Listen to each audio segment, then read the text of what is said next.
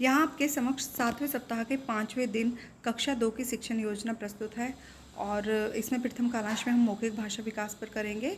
यहाँ पर हम बच्चों को मौखिक कहानी पूरे हाव भाव के साथ सुनाएंगे, लेकिन सबसे पहले हम अपनी कक्षा का वातावरण सौहार्दपूर्ण करेंगे और सभी बच्चों को गोल घेरे में बिठा लेंगे और हम अपनी जो हमारी किसलिए पाठ्य पुस्तक है उसका जो पाठ है गाँव, उस कहानी को बच्चों को अपने शब्दों में सुनाएंगे और फिर अगर बच्चे अपनी तरफ से या उसमें कहानी में कुछ जोड़ घटा सकते हैं तो वो बच्चों से करवा सकते हो, या आप अगर अपनी तरफ से उस कहानी में कुछ जोड़ घटा सकते हैं, पात्रों के नाम या कुछ डायलॉग्स, तो वो आप कर सकते हैं। आप बच्चों को पूरे हाव भाव और आवाज़ के उतार चढ़ाव के साथ इस कहानी को सुनाएंगे और बीच बीच में बच्चों से बंद छोर के प्रश्न पूछते रहेंगे।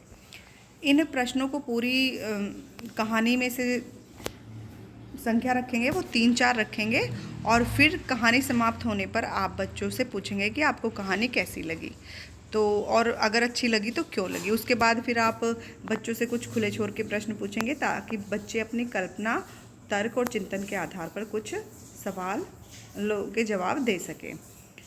यहाँ पर खुले छोर के प्रश्न पूछने का उद्देश्य यही होता है कि बच्चे चिंतन और तर्क कर सकें।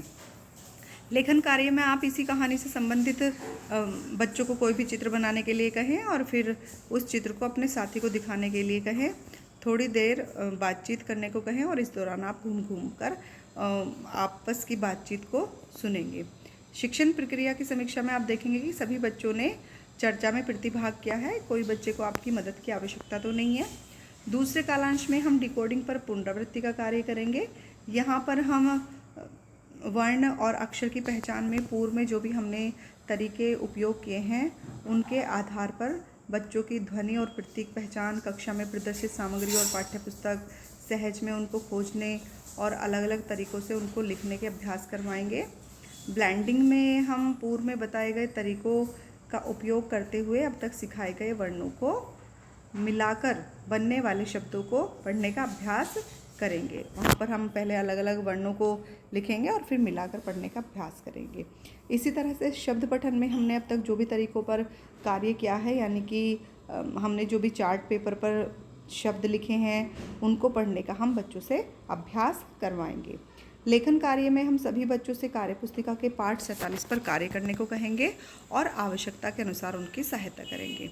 शिक्षण प्रक्रिया की समीक्षा में आप देखेंगे कि सभी बच्चे प्रतिभाग कर रहे हैं और कार्यपुस्तिका का कार्य पूरी तरह से कर रहे हैं।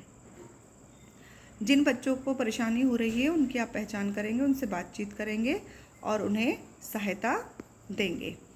ये हमारा कार्यपुस्तिका का कार्यपत्रक होगा, जिसको हमें 20 मिनट दूसरे कालांश में, यानी कि तीसरे कालांश के शुरू के 20 मिनट में हमें ये पत्रक भरना है।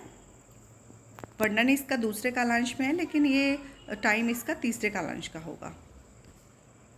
अगर 40-40 मिनट के कालांश की बात करते हैं, अदरवाइज़ हमारा दूसरा कालांश 60 मिनट का होगा। 40 मिनट हम डिकोडिंग पर कार्य करेंगे और 20 मिनट हम इस कार्यपत्रक को भरने पर कार्य करेंगे। तो यहाँ पर हम जैसे पढ़ें, यहाँ पर कुछ वर्ण और अक्षर दिए हुए हैं तो इन्हें पढ़ना है। चित्रों को पहचान कर उनके नाम लिखें, जैसे कि ताला, कार, बस, कान, यहाँ पर पढ़ें। इस तरह से हम इन शब्दों को पढ़ेंगे और फिर सुनकर लिखें। यहाँ पर आपको जो भी सुनाया जाएगा उसको लिखेंगे बच्चे, यानी कि आप बोलोगे और बच्चे यहाँ पर लिखेंगे। इस कार्यपत्रक को आप डिस्क्रिप्शन से जाकर डाउनलोड कर सकते हैं। तीसरे कालांश में हम बच्चों को पठन पर कार्य करवाएंगे और यहाँ स्वतंत्र पठन एवं सरल चर्चा, और यहाँ पर आप बच्चों को पुस्तकालय या रीडिंग कॉर्नर से चित्र सहित छोटी कहानी वाली किताबें देंगे और उनसे बच्चों को किताब में दी गई कहानी समझने के लिए कहेंगे। बच्चों को किताबें उलटने पलटने का समय देंगे और आपस में बातचीत करने देंगे। 2-3 बच्चों से उनकी किताब की कहानी को चित्रों के आधार पर अपनी भाषा में बताने को कहेंगे। बच्चे जैसी भी कहानी बताएं उसे स्वीकार करेंगे। बच्चों को कहानी बताने में सहयोग करें। उसके बाद आप देखेंगे कि सभी बच्चों ने किताबों को उलट पलट कर पढ़ने और समझने का प्रयास किया है।